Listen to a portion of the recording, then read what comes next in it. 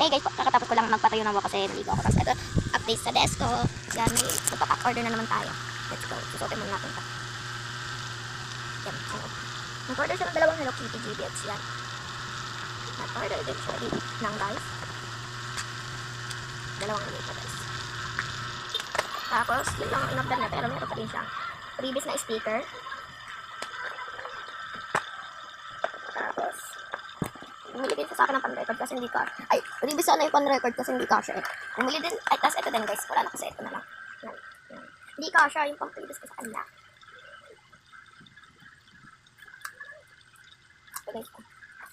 Previous niya itong 4 na sinseng. Saka itong purple na ito. Previous niya yan. Puro previous niya. Ang dami-dami. Dami niyang previous. Wait lang guys. Guys, ito na. Na-open ko na yung tape ko. Tingnan na natin. Step na natin. So guys, okay.